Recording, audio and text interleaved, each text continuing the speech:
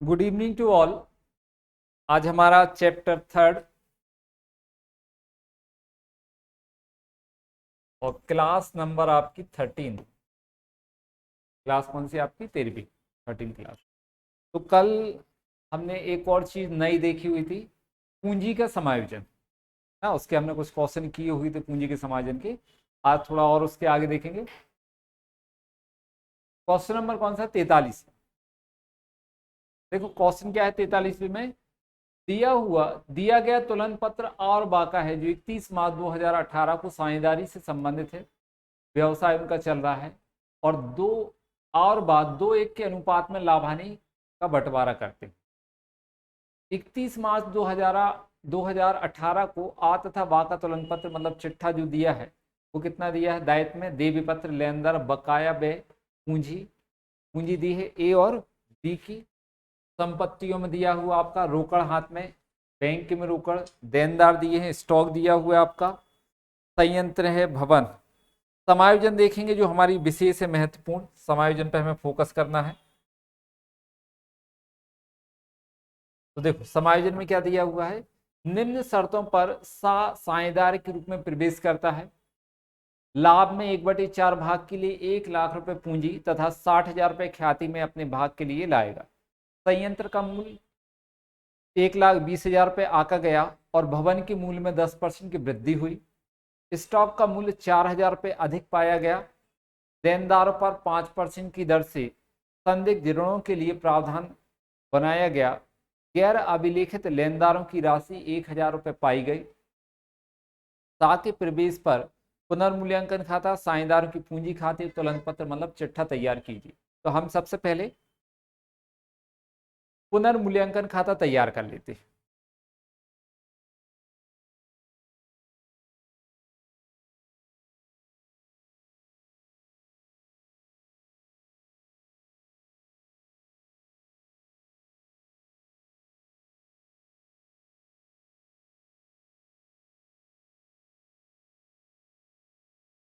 पुनर्मूल्यांकन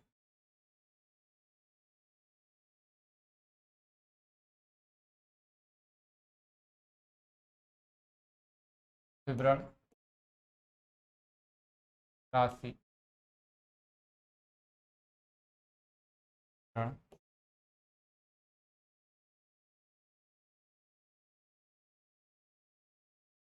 समायोजन देखेंगे हम।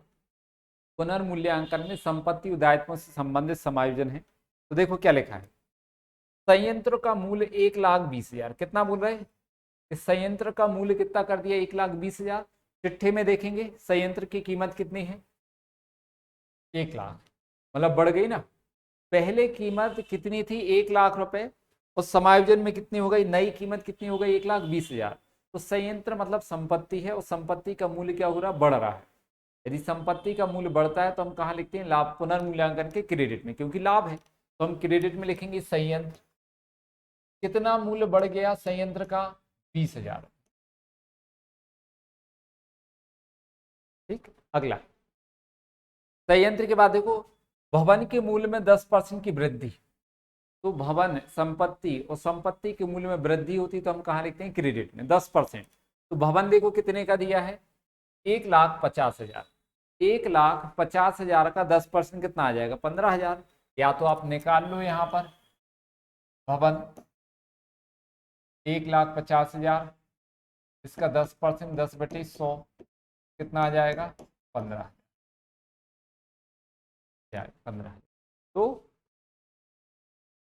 पुनर्मूल्यांकन के क्रेडिट में लिखेंगे हम भवन 15,000। भवन कितना आ जाएगा? 15,000। अगला समायोजन, स्टॉक का मूल्य 4,000 रुपये अधिक पाया गया। स्टॉक जो है उसकी कीमत कितनी हो गई? 4,000 अधिक। ठीक, स्टॉक संपत्ति है तो संपत्ति की कीमत बढ़ा दी गई। अब हमें क्या करना पड़ेगा? उसको कम करना पड़ेगा। गलती से बढ़ गया तो अपन डेबिट में लिखेंगे। स्टॉक संपत्ति का मूल्य कम करना है। कितना कम करना है? 4,000।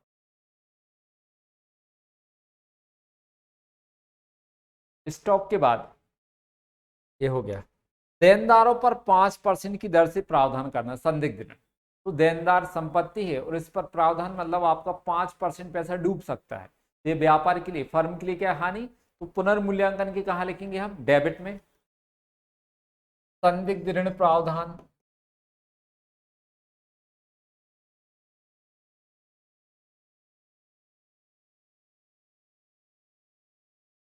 5%। देनदार कितने के हैं वो देख लो आप, 60,000, 60,000 का 5%। संदिग्ध ऋण प्रावधान 60,000, देनदार कितने हैं 60,000, और 60,000 का हम कितना लेने वाले हैं 5%, 5/100 कितना आ जाएगा 3। यहाँ लिख देंगे 3। फिर लेनदारों की बात दिया है, गैर अभिलेखित लेनदारों की राशि 1,000 रुपये पाई गई, मतलब लेनदार 1,000 रुपये के चिट्ठी में लिखे नहीं थे, अब हमें लिखना पड़ेगा। तो इससे क्या होंगे, दायित्व हमारे बढ़ जाएंगे। लेनदारों में वृद्धि मतलब दायित्व में वृद्धि, और दायित्वों में वृद्धि फर्म के लिए हानि होती है, तो कहाँ लिखेंगे, पुनर्मूल्यांकन के डेबिट में। यहाँ पर आ जाएंगे हम, लेनदार 1,000 रुपये के लेनदार नहीं लिखे गए तो उनको लिखना है गैर अभिलिखित। बस और कुछ नहीं बचा, पुनर्मूल्यांकन खाता का हम लाभ हानि निकाल लेंगे। क्रेडिट का टोटल 35,000, डेबिट का कितना है 8, 8,000 हम माइनस कर दें तो कितना बचेगा 27,000, लाभ आ गया। ये क्या आपका लाभ। अच्छा, इतना काम जो है आप अलग से करेंगे, इसको वर्किंग नोट में है ना अलग से करेंगे, ये तो हम यहाँ पर कर देते हैं, लेकिन आपको अलग से करना है, गणना कार्य लिख के वहां पर करेंगे। अब ये लाभ जो है इसको हम बांटेंगे, तो यहाँ पर लिखेंगे लाभ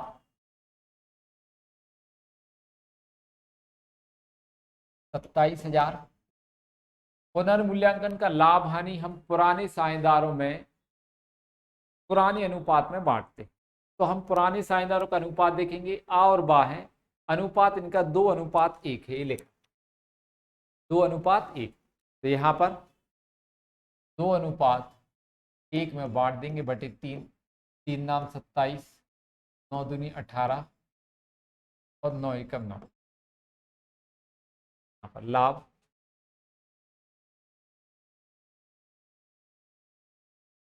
आ 18,000,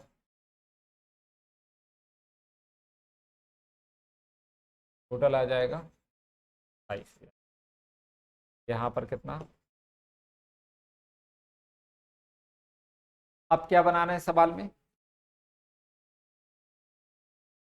पूंजी खाते, साझेदारों के पूंजी खाते। तो यहाँ पर हम पूंजी खाते बना लेते हैं।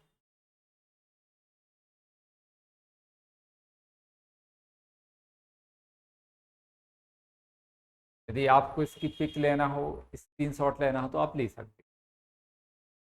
चलिए, तो पूंजी खाते तैयार करें।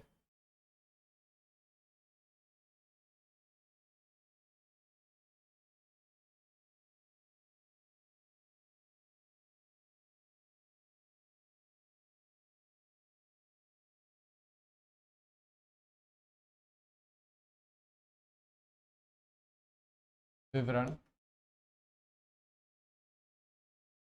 आ आ विवरण आ आ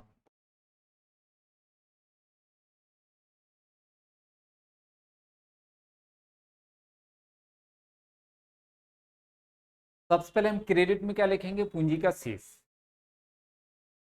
यहाँ पर लिखेंगे पूंजी का। देखो, पुराने साझेदारों की पूंजी आ की 180, बाकी 1,50,000, यहाँ पर लिखेंगे 1,80,000 आ की, 1,50,000 बाकी। फिर लिखेंगे रोकड़, नया साझेदार पूंजी के रूप में कितना पैसा दे रहा है, मतलब सा जो है वो पूंजी के रूप में कितना पैसा दे रहा है, तो देखो ये लिखा है 1,00,000 रुपए पूंजी के और 60,000 रुपये अपनी ख्याति के लिए लाएगा। पहले हम पूंजी लिख देते हैं यहाँ पर 1,00,000 रुपए, और ख्याति का पैसा पुराने साझेदारों को हम त्याग अनुपात में देते हैं। तो साझेदारों को देना है तो कहाँ लिखेंगे, पुनर्मूल्यांकन सॉरी पूंजी खाते के क्रेडिट में। देना है तो कहाँ लिखेंगे, क्रेडिट में। क्या लिखेंगे यहाँ पर, ख्याति के लिए प्रीमियम।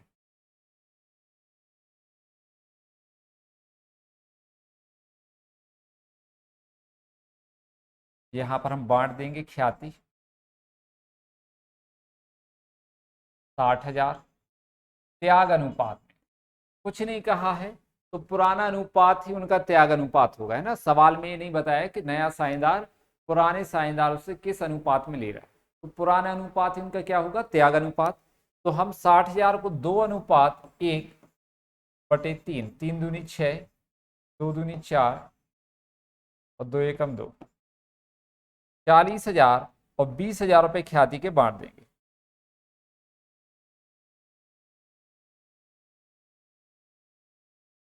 यहाँ लिख देंगे ख्याति के लिए प्रीमियम 40,000, आपको मिलेंगे 20,000 बाकी। अब सवाल में पुनर्मूल्यांकन खाते से हमें क्या हुआ, लाभ साझेदारों को देना है। पुनर्मूल्यांकन का लाभ तो कहाँ लिखेंगे, क्रेडिट में। साझेदारों को देना है तो पूंजी खाते के क्रेडिट में क्या लिखेंगे, पुनर्मूल्यांकन। कितना है, 18 और 9, 18,000, 9,000। और देखो कोई संचय वगैरह कुछ भी नहीं दिया हुआ है, तो हमारे क्या हो गया है, पुनर्मूल्यांकन से संबंधित सभी समायोजन हो गए। पूंजी के बारे में और ख्याति के बारे में कुछ नहीं कहा है कि ख्याति का पैसा निकालना है या नहीं। तो हम क्या करेंगे, शेष निकाल लेंगे, इनका टोटल करेंगे सबसे पहले। आके क्रेडिट का टोटल तो कितना आ जाएगा, ये 2,38,000। वहां का टोटल कितना आएगा आपका, 1,79,000 और सा का 1,00,000। अब डेबिट में कोई चीज नहीं है घटाने की, तो पूरा जो क्रेडिट का टोटल है वही शेष होगा। तो हम डेबिट में लिख देंगे, शेष नीचे ले गए, शेष नीचे ले गए 2,38,000, 1,79,000, 1,00,000। यहाँ पर 2,38,000, 1,79,000 और 1,00,000, ये आ गया आपका शेष। अब आगे ये पूंजी खाते आपके तैयार हो गए, हमें क्या बनाना है, चिट्ठा। पूंजी खाते का यदि स्क्रीनशॉट लेना तो आप ले सकते हैं। चिट्ठा तुलन पत्र जो आपका दिया है वो तैयार करेंगे अपन।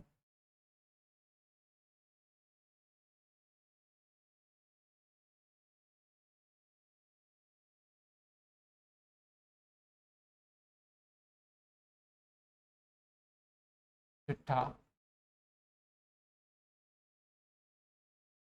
दायित्व राशि संपत्ति राशि।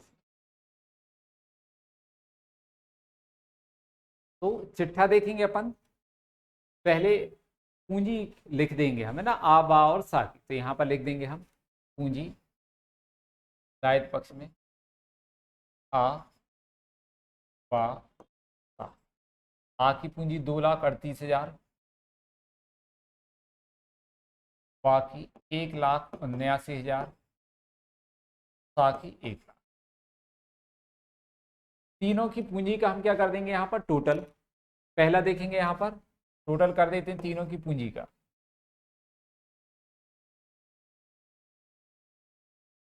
5,17,000। कितना आ जाएगा, 5,17,000।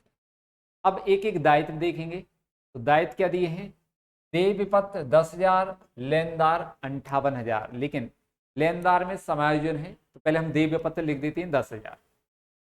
देय विपत्र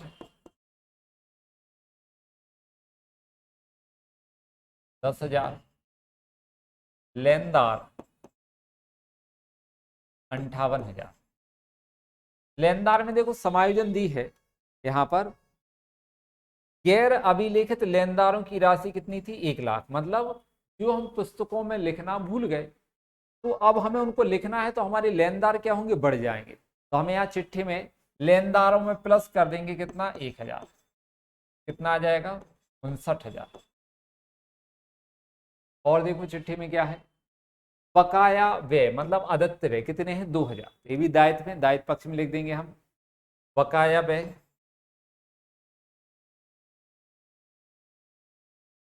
2,000। दायित्व पक्ष की सभी मदें हो चुकी। अब क्या बचा हमारे पास? संपत्तियां। तो संपत्ति में देखो क्या लिखा है? हस्तस्थ रोकड़ 10,000 रुपये। तो सबसे पहले हम रोकड़ का हिसाब कर लेते हैं। यहाँ पर संपत्ति पक्ष में यहाँ पर रोकड़ लिखेंगे 10,000। इसमें प्लस कर देंगे क्या? सा पूंजी के कितने दे रहा है? 1,00,000। ख्याति के कितने दे रहा है? 60,000। तो टोटल 1,60,000। तो 10,000 इसमें प्लस करेंगे तो कितना आ जाएगा? 1,70,000। मतलब हमारे पास पहले से 10,000 रखे हुए थे, नया साझेदार पूंजी के 1,00,000 रुपए लेके आया और 60,000 रुपए ख्याति, टोटल 1,60,000। तो 10,000 में हमने 60,000 प्लस कर दिए, तो अब रोकड़ कितनी हो गई? 1,70,000। आप बैंक में भी प्लस कर सकते हैं, लेकिन जो पूंजी खाते बनाते हैं वहां पर रोकड़ की जगह बैंक लिखना पड़ेगा। ठीक, तो यहाँ पर रोकड़ लिख दोगे तो भी ठीक है, बैंक में करोगे तो भी ठीक है। अगला पॉइंट, अब रोकड़ के बाद देखो क्या लिखा? बैंक शेष या बैंक में रोकड़ कितनी? 40,000। यहाँ लिखेंगे हम बैंक 40,000।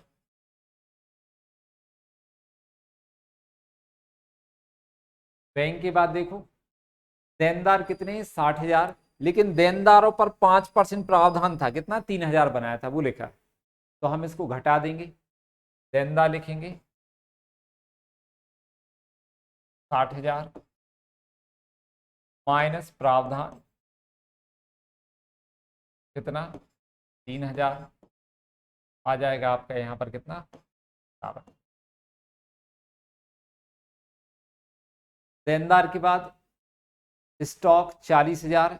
स्टॉक का कीमत कितना है? 4,000 रुपये अधिक था, मतलब 4,000 क्या करना है? कम। तो यहाँ पर लिखेंगे स्टॉक 40,000 माइनस कर देंगे 4,000। कितना आएगा? 36। स्टॉक के बाद देखो संयंत्र कितना है? 1,00,000। और संयंत्र में कितना था? 20,000 रुपये वैल्यू बढ़ गई थी उसकी। तो यहां पर हम लिखेंगे संयंत्र 1,00,000 प्लस 20,000 वृद्धि हो गई 1,20,000। संपत्ति की कीमत यदि बढ़ जाती है तो हम जोड़ के लिखते हैं, वो घट जाती है तो माइनस करके लिख देते हैं, घटाकर। फिर देखो संयंत्र के बाद क्या है आपके पास? संयंत्र के बाद है भवन, कितना? 1,50,000। तो भवन लिखेंगे, और भवन में 10% की वृद्धि हुई थी, ठीक, 15,000 की। तो यहाँ पर लिखेंगे हम भवन 1,50,000 प्लस कर देंगे इसमें हम 15,000। कितना आ जाएगा? 1,65,000।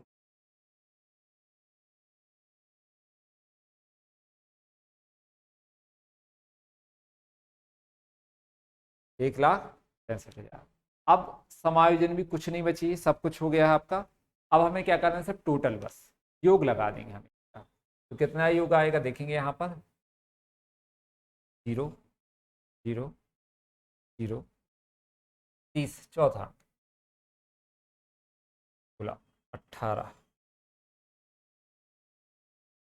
8 5 5,88,000।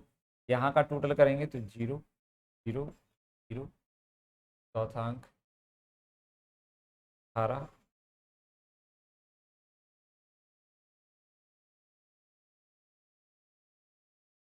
28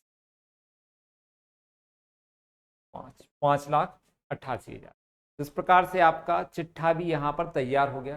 बिल्कुल सिंपल सवाल है, कोई ज़्यादा विशेष समायोजन नहीं है। अब अगला क्वेश्चन हम देखते हैं कौन सा है। क्वेश्चन नंबर 44, पूंजी समायोजन। वैसे पूंजी का समायोजन हम कल कर चुके हैं, कल पूंजी समायोजन के सवाल हमने किए हुए हैं। आज और थोड़े से हमें करना है यहाँ पर पूंजी समायोजन के बारे में। तो देखो क्या दिया हुआ है, और वह आपस में साझेदार हैं, उनका लाभ हानि विभाजन 6/14, 5/14 और 3/14 है। उनका स्थिति विवरण निम्न प्रकार है, दायित्व दिए हैं, लेनदार, देय विपत्र और पूंजी तीनों की आवासा। संपत्तियों में भूमि, भवन, फर्नीचर, रहतिया, देनदार और रोकड़। समायोजन क्या लिखा है, उन्होंने दा को निम्नलिखित शर्तों पर 1/8 भाग का साझेदार बनाना स्वीकार किया। दा को ख्याति के 4200 रुपए और अपने हिस्से की पूंजी के 7000 रुपए लाने होंगे। फर्नीचर पर 12% अवक्षण मतलब ह्रास लगाया जाएगा। स्टॉक में 10% की कमी की जाएगी। 5% संदिग्ध ऋण कोष में जमा किए जाएंगे। भूमि, भवन का मूल्य बढ़ाकर 31,000 रुपये कर दिया जाएगा। उपरोक्त समायोजन के पश्चात पुराने साझेदारों की पूंजी, जो कि लाभ हानि या लाभ अपने पहले अनुपात में बांटेंगे, दा के पूंजी खाते के अनुपात में समायोजित कर दिए जाएंगे। अर्थात स्थिति के अनुसार पुराने साझेदार नगद रुपया मंगवा लिया जाएगा और लौटा दिया जाएगा। मतलब यदि ज्यादा है पैसा तो उनसे मंगा लेंगे, मतलब उनको दे देंगे, और कम है तो उनसे मंगा लिया जाएगा। रोकड़ खाता, लाभानी समायोजन खाता मतलब पुनर्मूल्यांकन खाता। नई फर्म का चिट्ठा, तो पहले पूंजी खाते बनाना पड़ेंगे, फिर हम चिट्ठा तैयार करेंगे।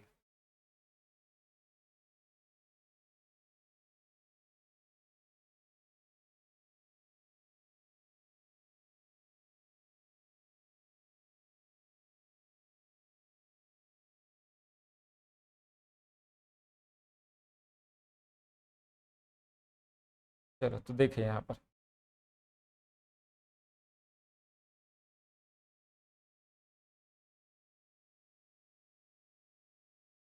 पुनर्मूल्यांकन खाता हम तैयार करें।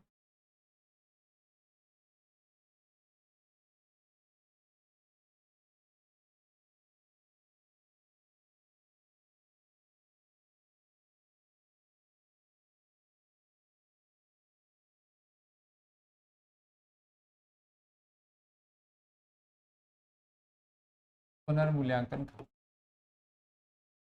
विवरण राशि विवरण।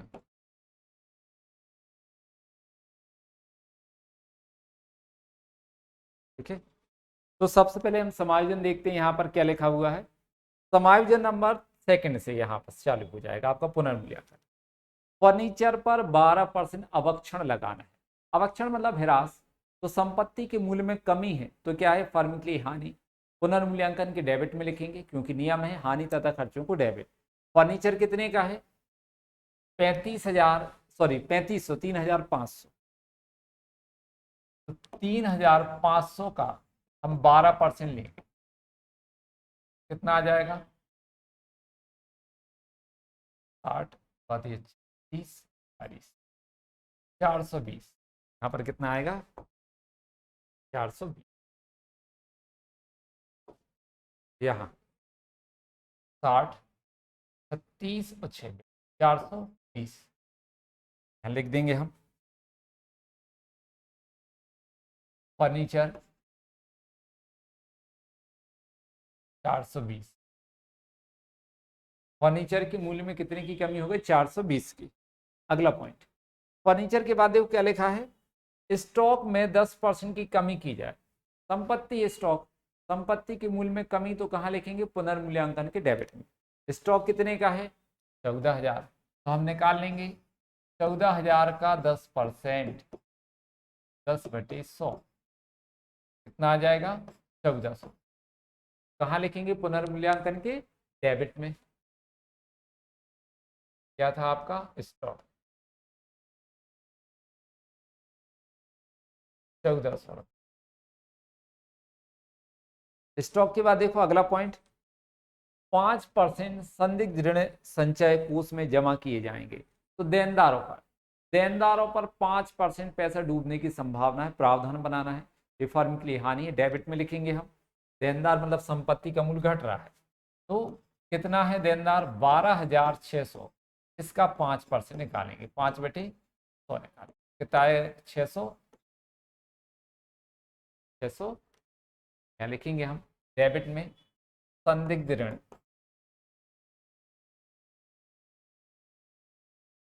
प्रावधान 630, ये भी हो गया आपका पॉइंट। अगला पॉइंट देखो क्या लिखा हुआ है, भूमि भवन का मूल्य बढ़ाकर 31,000 करना है। भूमि भवन कितने का दिया सवाल में, 24,000।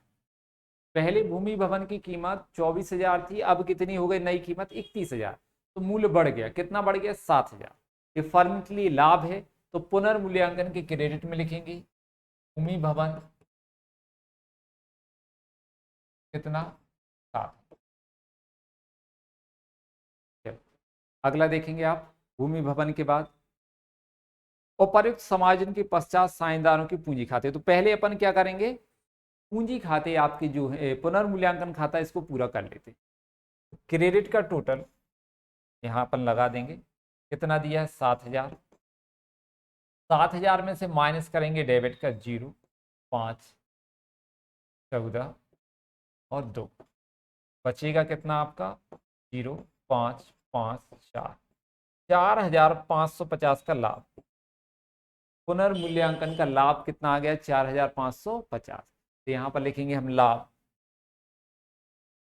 लाभ 4,550 किस अनुपात के हैं साझेदार, ठीक, पुराने साझेदारों का अनुपात 6/14, 5/14, 3/14, मतलब 6-5-3।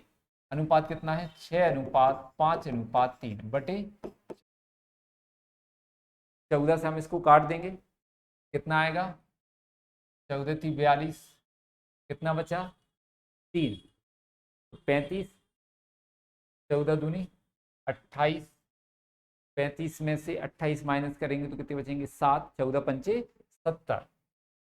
अब गुणा कर दो 6 का, 6×5 = 30, 6×2 = 12 और 3 15, फिर 6×3 = 18, 5 का 5 × 25, 5×2 = 10, 2 12, 5×3 = 15 और 1 5×3 = 15, 3×5 = 15, 3×2 = 6 और 1 7, फिर करना ये आ गया आपको 1950, ठीक, 1625 और 975 इनका लाभ निकल आया। इसको हम कहाँ लिखेंगे, पुनर्मूल्यांकन के डेबिट में लाभ।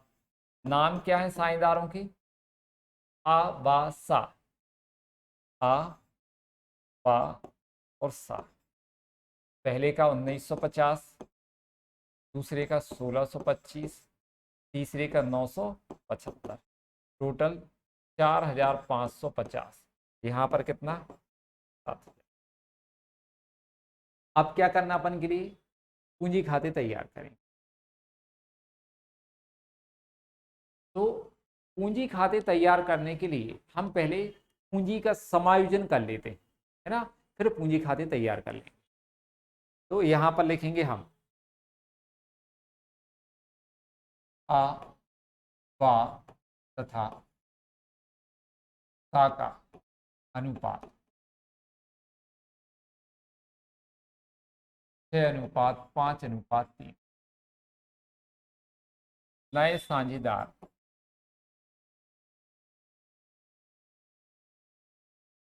दा का भाग, दा का भाग कितना है देखो, नया साझेदार जो है दा, उसका भाग कितना है 1/8। तो यहां पर हम लिखेंगे 1/8। और सवाल में क्या कहा है वो देखो आप, तुमने बोला था सवाल में कि जो पुराने साझेदार हैं वो लाभ अपने पहले अनुपात में बांटेंगे, मतलब पुराने अनुपात में बांटेंगे। ये कौन सी कंडीशन है, जब पुराने साझेदारों की लाभ हानि अनुपात में कोई परिवर्तन नहीं होता है, वो पुराने अनुपात में ही बांटते हैं। ऐसी कंडीशन में सबसे पहले हम नए साझेदार को दे देते हैं और बचा हुआ भाग शेष मतलब पुराने साझेदारों को हम पुराने अनुपात में बांट देते हैं। तो सबसे पहले हम क्या करेंगे, नए साझेदार को देंगे, और नया साझेदार कौन है दा। तो यहां पर हम लिखेंगे नए साझेदार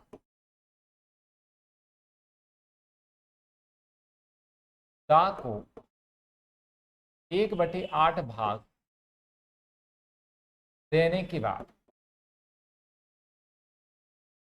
शेष, तो हमने आपके लिए बताया था शेष कैसे निकालते हैं, एक में ऊपर जो एक दिया उसमें हम कितना जोड़ दें कि नीचे 8 के बराबर हो जाए, तो कितना जोड़ना पड़ेगा हमें 7। तो ऊपर लिखेंगे हम 7, नीचे लिख देंगे 8, तो ये बचा आपका शेष भाग। अब लिखेंगे आ का नया भाग, तो शेष का मिलेगा आपको 7/8 का, पहले जितना मिलता था उतना ही मिलेगा। पहले कितना मिलता था 6/14, 7/8 का 6/14। यहाँ पर का है या गुणा का निशान लगा लो, एक ही बात है। तो गुणा है मतलब ऊपर का ऊपर और नीचे का नीचे, 6 7 42 और 14 112, कितना आएगा 42/112। ऐसे ही निकालेंगे हम बा का नया भाग,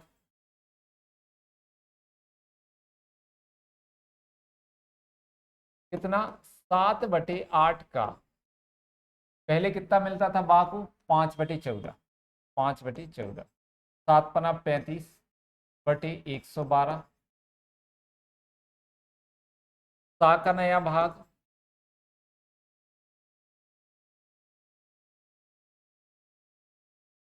इसको भी शेष का मिलेगा 7/8 का, पहले कितना मिलता था 3/14, 7 × 21/112।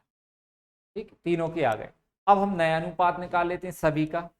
तो आ, बा, सा तथा दा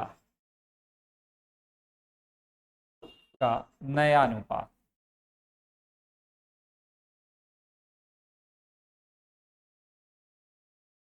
पहले का कितना है देखो 42/112, फिर 35/112, 21/112 और नए साझेदार का है 1/8।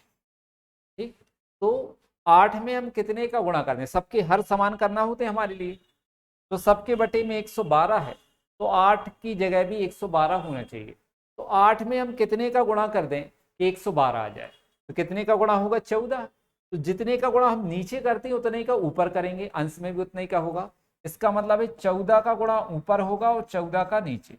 यहाँ पर हम लिख देंगे 42/35/21/14। ठीक, सबके बटे में 112 हो गया, अलग कर दिए अपन ने, तो कितना आ गया 42 35 21 और 14, ये कट जाएंगे 7 से, 7 6 42, 7 5 35, 7 3 21 और 7 दूनी 14। मतलब इनका अनुपात जो है वो नया 6:5:3:2 आ गया। हमें नए साझेदार के भाग से मतलब, नए साझेदार का भाग कितना है 2, है ना, इसके भाग से हम पूंजी का समायोजन करेंगे 2 भाग। तो यहां पर हम लिखेंगे पूंजी समायोजन,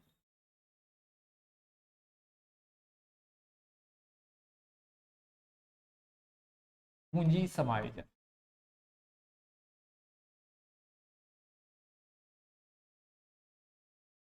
पूंजी समायोजन। नए साझेदार का भाग कितना है 2, ये लिखा है 2 भाग। ठीक है, और नए साझेदार की पूंजी कितनी दी हुई है सवाल में, देखो यहां पर दी हुई है पूंजी, वह अपने ख्याति के लिए 4200 और पूंजी के लिए कितना देगा 7000। तो हम यहां पर क्या करेंगे समायोजन में लिखेंगे दा के 2 भाग की पूंजी कितनी 7000। दा जो नया साझेदार है उसको लाभ हानि में कितने भाग मिल रहे हैं 2, और पूंजी कितनी दे रहा है 7000। तो दा के 2 भाग की पूंजी कितनी है 7000, इसलिए एक भाग बराबर, तो 7000 भागे 2, तो कितना आ जाएगा 3500, एक भाग बराबर 3500 आ गया। अब हम निकालेंगे आ की पूंजी, आ की पूंजी, आ को देखो लाभ हानि में कितने भाग मिलते हैं 6, 6 भाग मिल रहे हैं, और एक भाग बराबर पूंजी कितनी है 3500, तो 6 भाग बराबर, तो 6 गुण दिया 35, 21,000 कितना आ जाएगा 21,000। मतलब आ की पूंजी जो है वो कितनी होना चाहिए 21,000। ऐसे हम बाकी निकालेंगे, बाकी पूंजी,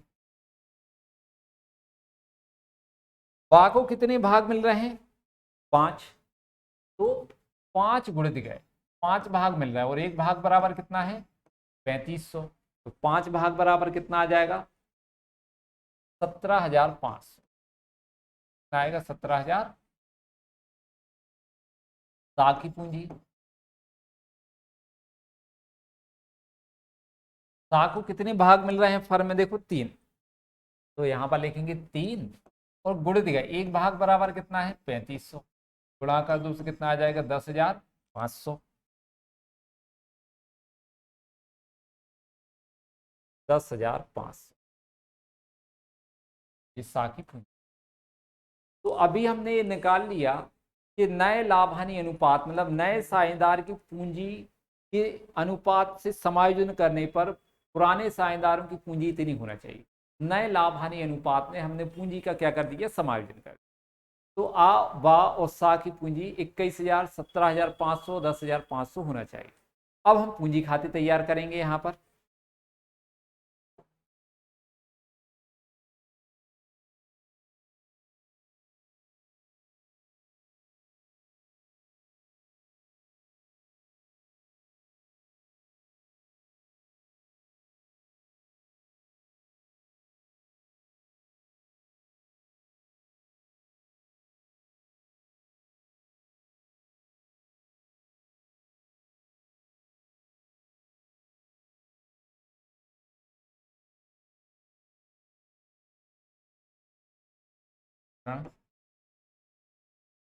आ बा सा, क्या है आपके 3 साइन 4 साइन, आ बा सा खुदा। यहाँ पर क्या लिखेंगे अपन विवरण पूंजी खाते।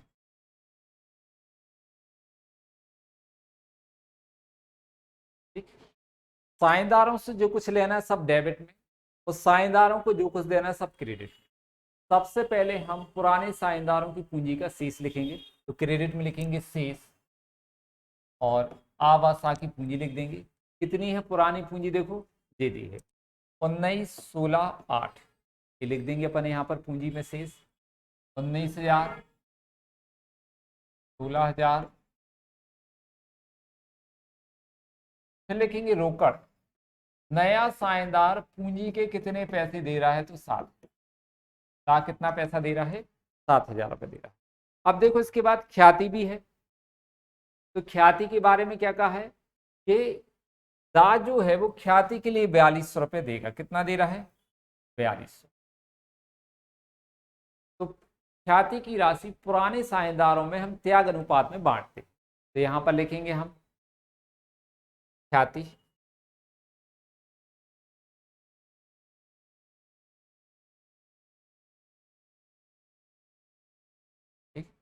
4200, इसको हम 6:5:3/14, 14 थी 42, 6 18 ना, 5 15 और 3 9,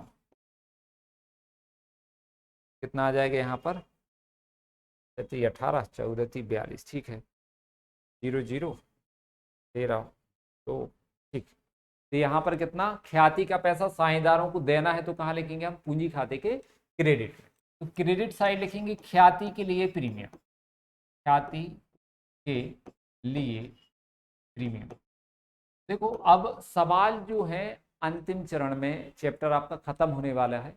हम आपको इस समायोजन जो है पूंजी खाते जो है पहले चैप्टर से बताते आ रहे हैं कि साझेदारों को जो कुछ देना है सब क्रेडिट में और लेना है तो डेबिट में। मैक्सिमम चीजें हम आपको सब करा चुके हैं ना। तो यहाँ पर देखेंगे ख्याति का पैसा कितना देना है, इसको कितना देना है 1800, सेकंड वाले को 1500 और थर्ड वाले को। पुनर्मूल्यांकन का लाभ, देखो पुनर्मूल्यांकन का लाभ देना है 1950, 1625 और 975। यहाँ लिखेंगे पुनर्मूल्यांकन देना है तो क्रेडिट में। ठीक, साझेदारों को जो कुछ देना सब क्रेडिट में, लाभ का पैसा देना पुनर्मूल्यांकन का क्रेडिट में लिखेंगे 1950, 1625 और 900। अब देखो ये आ गया सवाल में देखो कोई संचय वगैरह है नहीं है, ना संचय है ना लाभ है, चिट्ठी में कुछ नहीं दिया है। ख्याति के बारे में कुछ नहीं कहा कि उन्होंने ख्याति का पैसा निकाल लिया या नहीं निकाला, ऐसा भी कुछ नहीं कहा है। चलो अब देखो समायोजन में हमने आपको बताया था कि जब साझेदारी में फर्म में साझेदारों की पूंजी का समायोजन करना हो तो हम पूंजी खाते 2 स्टेप में बनाते हैं। तो यहां पर हम पहले क्या करेंगे, पूंजी खातों का शेष निकालें। हम यहां पर शेष निकालें तो टोटल करो आप 0, 5, 17, 10, 12। यहाँ पर टोटल करेंगे तो कितना आएगा, 5, 11, 7, 8, 9। यहाँ का टोटल करेंगे तो कितना आएगा, 5, 7, 18। यहाँ का टोटल 7 है। डेबिट में कुछ नहीं है घटाने के लिए ना, डेबिट में कोई भी चीज नहीं दी घटाने के लिए।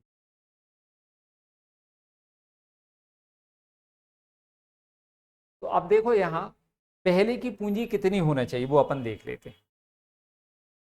आ की पूंजी जो है वो होना चाहिए कितनी, 21,000।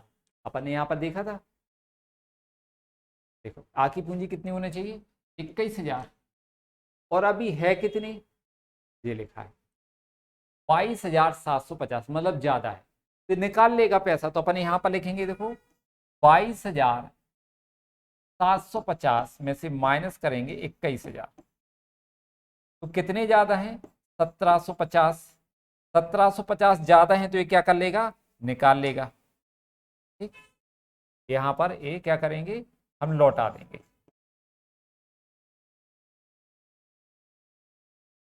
ज्यादा है, आ का पैसा ज्यादा है तो ये निकालेगा तो हम डेबिट में लिख देंगे रोकड़ खाता। यहाँ डेबिट में कुछ घटाने के लिए नहीं है इसलिए खाते एक ही स्टेप में बन जाएंगे। टोटल कितना आ जाएगा, 22,750। ऐसी बा का लेंगे, इनकी पूंजी कितनी होनी चाहिए बा की, देखो 17,500। ठीक, और है कितनी, 19,125, ज्यादा है, ये भी निकाल लेगा पैसा। तो बा का हम हिसाब देखेंगे, 19,125 रुपए है और होना चाहिए 17,500। कितने ज्यादा है, 1625, ये निकालेगा। तो यहाँ डेबिट में लिखेंगे 1625। यदि साझेदार पैसा निकाल रहे हैं तो कहाँ लिखेंगे, डेबिट में रोकड़। और यदि लेके आते हैं तो कहाँ लिखते हैं, क्रेडिट में।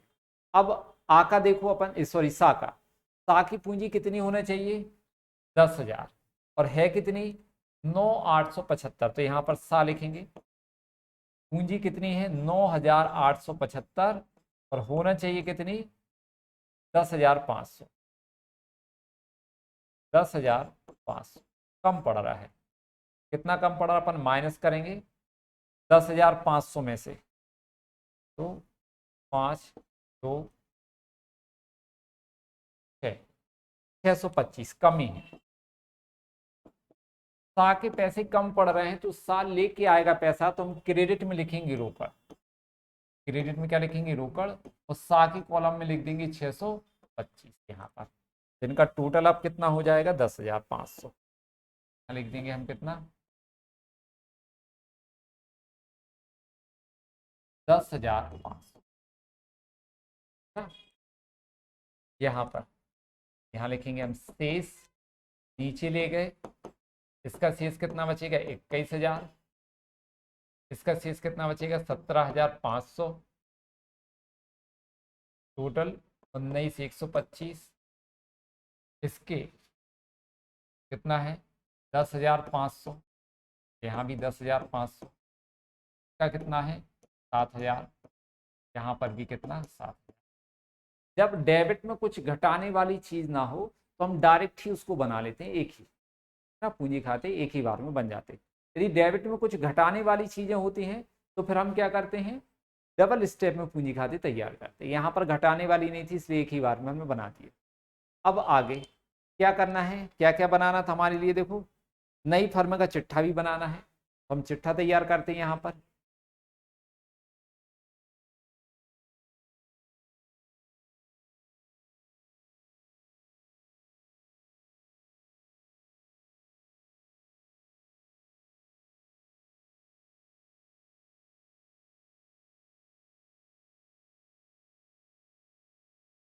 नई फर्म का चिट्ठा,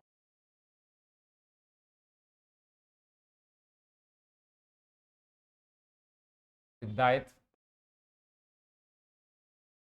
राशि, संपत्ति और राशि। ठीक है, संपत्ति और राशि। अब यहाँ पर देखेंगे अपन क्या दिया हुआ है चिट्ठी में। सबसे पहले हम पूंजी लिख देंगे 21,000, 17,500, 10,500, 7,000। तो यहाँ लिखेंगे पूंजी ऐस करके आ 21,000 पा 17,500 सा 10,500 सा 7,000। ये पूंजी है। ठीक, सबका टोटल कर देंगे तो कितना आएगा जी,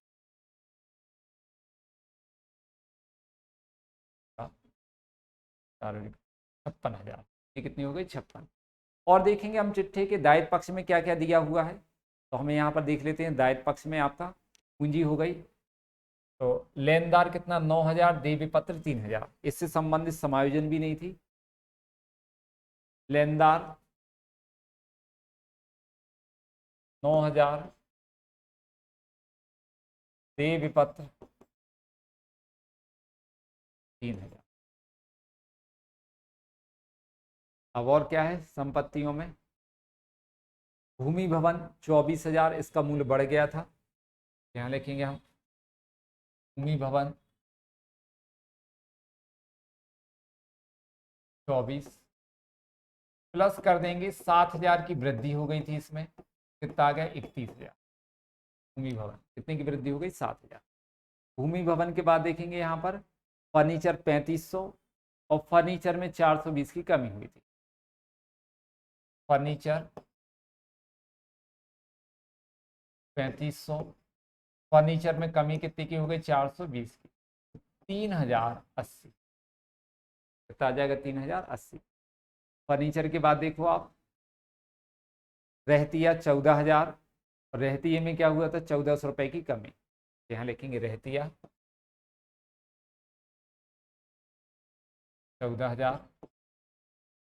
माइनस करेंगे 14, कितना आ जाएगा 12,600। रहतिया कितना आ गया आपका 12,600। अगला देखेंगे हमारे पास क्या है, रहतिये के बाद देनदार 12,600, और इस पर हमने प्रावधान बनाया था देनदारों पर कितना 630। तो यहाँ लिखेंगे हम देनदार 12,600 माइनस 630। तो यहाँ पर कितना आ जाएगा आपका 11,970। तो कितना आ जाएगा 11,970 माइनस करने के। अगला ये क्या आ गया आपका देनदार। रोकड़ जो है यहाँ पर सवाल में बोला था रोकड़ खाता तैयार करना है, तो रोकड़ खाता अपन यहाँ पर तैयार कर देते हैं,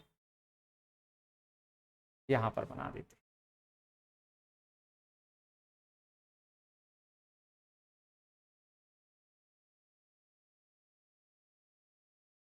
11वीं में जो आपने रोकड़ खाता बनाया है बस वैसे ही। रोकड़ खाते के डेबिट में हम सबसे पहले क्या लिखते हैं प्रारंभिक शेष रोकड़ का। तो प्रारंभिक शेष कितना है देखो चिट्ठी में दिया होगा 900 रुपये, यही लिख देंगे अपन 900। अब रोकड़ वास्तविक खाता है तो वास्तविक का नियम आती है तो डेबिट, जाती है तो क्रेडिट। यदि पैसा आ रहा है तो रोकड़ की कहाँ लिखेंगे डेबिट में, और पैसा जा रहा है तो रोकड़ की कहाँ लिखेंगे क्रेडिट में। 11वीं क्लास का चैप्टर है, लेकिन फिर भी यहाँ पर हम आपको बता देते हैं यदि पैसा आ रहा है तो कहाँ लिखना है डेबिट में, और जा रहा है तो क्रेडिट में। अब पैसा आया कहाँ से, तो हम पहले डेबिट में लिख देंगे कि दा का पूंजी खाता है, मतलब दा जो है वो पूंजी के पैसे लेके आया था कितना 7,000। फिर लिखेंगे ख्याति के लिए प्रीमियम, ख्याति के लिए दा जो है वो 4,200 रुपये लाया। फिर लिखेंगे सा का पूंजी खाता, सा का पूंजी खाता, सा के पूंजी के पैसे कम पड़ रहे थे, कितने कम पड़ रहे थे 625 ये वाले। तो सा कितना लेके आएगा 625, तो हम डेबिट में लिखेंगे यहाँ पर 625। अब पैसा गया है तो कहाँ लिखना है, क्रेडिट में। दो साझेदारों ने पैसा निकाला था, एक तो आ ने निकाला, तो आ का पूंजी खाता क्रेडिट में लिखेंगे, पैसा जा रहा है, और बा का पूंजी खाता, ठीक, पैसा जा रहा है तो कहाँ लिखेंगे, क्रेडिट में। आ ने निकाला था 1750 और बा ने 1625, तो यहाँ लिख देंगे 1750, तो यहाँ 1625। अब डेबिट का टोटल करेंगे हम, कितना है, तो 5 2 17 12, ठीक। तो 12,725 में से खर्च कितना हो गया वो लिखा है, तो अपन यहां पर कहीं कर लेते हैं।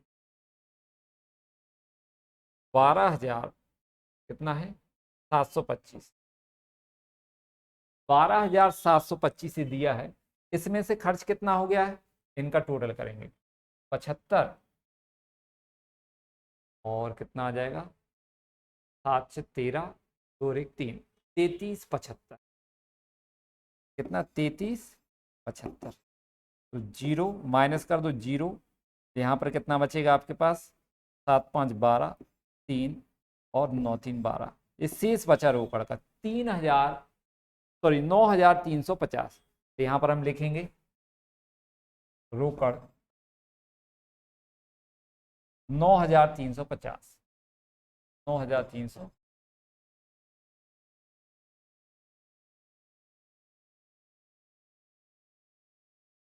बस इसका हम टोटल कर लेंगे, कितना आ रहा है, जीरो जीरो, 9 6 15 3 18, 5 1 68,000,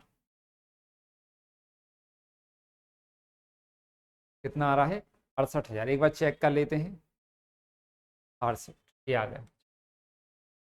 ये आपका क्या है, पुनर्मूल्यांकन खाता, पूंजी का समायोजन, ये आपका क्या है, पूंजी खाते सभी, और यहाँ पर क्या दिया है आपका चिट्ठा। ये क्वेश्चन नंबर आप कौन सा है आपका, 45वां। तो देखो क्या लिखा हुआ है, आ और बा फर्म में साझेदार हैं जो 31 मार्च 2018 को उनका चिट्ठा निम्नानुसार दिया है। लेनदार का ऋण, पूंजी खाते, रोकड़ विनियोग, देनदार रहतिया भवन। समायोजन में क्या दिया हुआ है, उन्होंने उस दिन उन्होंने सा को साझेदारी में लेने का निश्चय किया। सा के साझेदारी में प्रवेश होने से पहले निम्नलिखित समायोजन करने आवश्यक थे। देनदारों पर 7.5% संदिग्ध ऋण संचिति बनाई जाएगी। विनियोग का मूल्य 4,000 रुपये कर दिया जाएगा। रहतिये का मूल्य 6,000 रुपये कर दिया जाएगा। ताकि ऋण के भुगतान में 1,000 रुपये दिए जाएंगे। भवन का मूल्य 300 रुपये से कम कर दिया जाएगा। शाह ने 3,000 रुपये अपनी पूंजी के रूप में अपने भाग के लिए दिए, जो कुल का 1/3 था। इसी अनुपात में अन्य साझेदारों की पूंजी को समायोजित करते हुए संलेख, है ना, हुआ। हमें लाभ हानि नियोजन खाता, पूंजी खाते और आर्थिक चिट्ठा तैयार करना है। हमें यहाँ पर पुनर्मूल्यांकन खाता तैयार करेंगे, पूंजी खाते और चिट्ठा आपको तैयार करना है। हमने इतने सारे सवाल समझा दिए हैं, आप करेंगे और हमें व्हाट्सएप पर भेजेंगे। जो चीज़ आपसे नहीं बन रही है आप हमसे पूछें, उसको सॉल्व करके हम आपको भेज देंगे या फिर आगे आपको करा देंगे, ठीक। तो यहाँ पर हम इसका पुनर्मूल्यांकन खाता तैयार करते हैं, देखेंगे।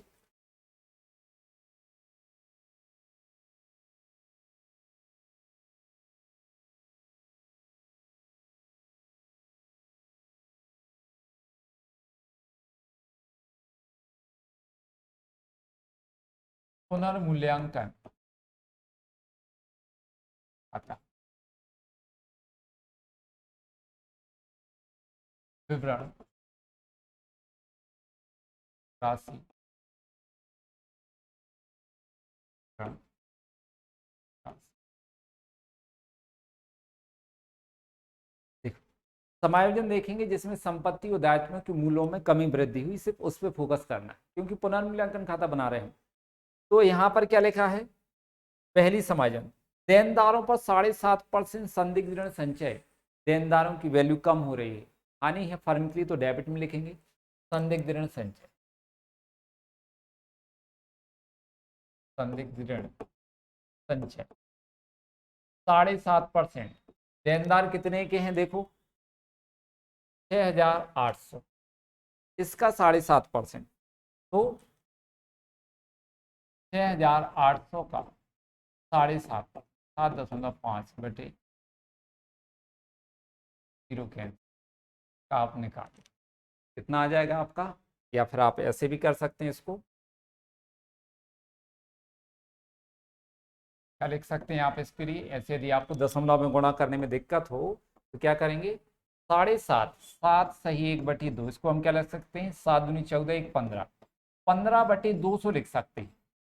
7.5% को हम क्या लिख सकते हैं, 15/200। यदि आपको दशमलव में गुणा करने में दिक्कत होती हो तो फिर आप ऐसे लिख लें, तो क्या होगा यहाँ पर देखो, हम 15 क्या लिखेंगे 200, 2 जीरो कैंसल, 2 से कितने बार, 2 3 6, 2 चौको 8, अब 15 को गुणा कर देंगे तो 15 चौको 60, 15 3 45 और कितने 6, तो 51, 510, कितना आ जाएगा 510।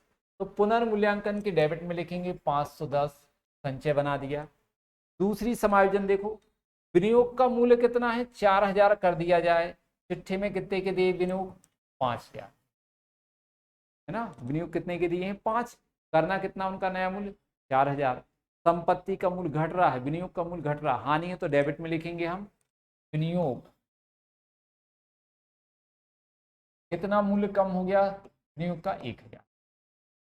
फिर रहतिये का मूल्य 6000 कर दिया जाए, रहती का मूल्य कितना कर दिया जाए 6, और सवाल में चिट्ठी में कितने का दिया रहतिया 5830, तो क्या हो गया आपको, संपत्ति का मूल्य बढ़ रहा है ना, रहती का मूल्य बढ़ गया मतलब संपत्ति का कितना बढ़ गया, 5830 से कितना हो गया 6000, मतलब 170 की वृद्धि। तो यहाँ पर हम क्रेडिट में लिखेंगे रहतिया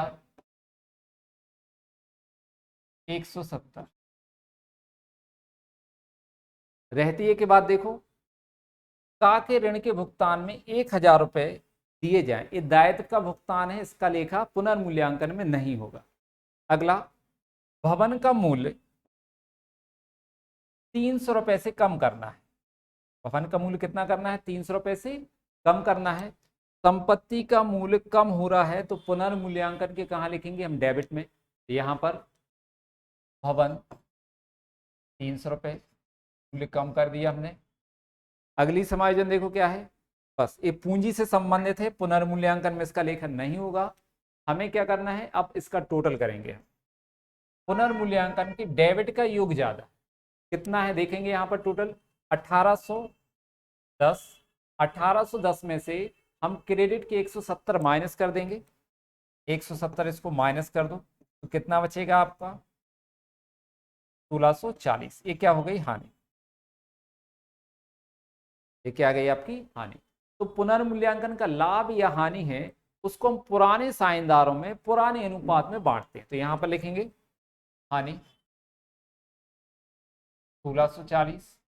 पुराने साझेदारों का लाभ हानि अनुपात देखो कितना दिया हुआ है, क्या लिखा था, और बाई फर्म साझेदार हैं 31 मार्च को उनका चिट्ठा दिया हुआ, और पुराने साझेदारों के लाभ हानि अनुपात के बारे में कुछ भी नहीं कहा गया कि वो किस अनुपात में अपना लाभ हानि का विभाजन करते थे, देखो कुछ भी नहीं लिखा है। तो जब साझेदारी संलेख का भाव लाभ हानि से संबंधित, मतलब उन्होंने बोला है कि लाभ के संबंध में कुछ भी संलेख नहीं बना है, तो साझेदारी संलेख के अभाव में साझेदारों के मध्य लाभ हानि के विभाजन समान अनुपात में किया जाता है। तो हम और बा को पुनर्मूल्यांकन का लाभ समान अनुपात में बांटेंगे, 1:1/2, कितनी बार कटे गए 820, 820 और 820 दोनों। क्रेडिट में लिखेंगे हम यहाँ पर हानि आ और बा, 820 आ के 820 बा के, टोटल 1640 और यहाँ का टोटल 1800। तो ये आपका पुनर्मूल्यांकन खाता तैयार हुआ। अब यहाँ पर देखो आपको क्या बोला था सवाल में, पूंजी खाते बनाना है और फर्म का चिट्ठा भी बनाना है, तो ये आपके लिए होमवर्क है। आप वो होमवर्क क्या है, पूंजी खाते और चिट्ठा तैयार करना है इसका। आपके पूंजी खाते और चिट्ठा जब तैयार हो जाए आप हमें व्हाट्सअप कर दें, हम उसको चेक करके आपको बताएंगे और आगे इस सवाल को भी सॉल्व कराएंगे। आज के लिए इतना ही, थैंक यू।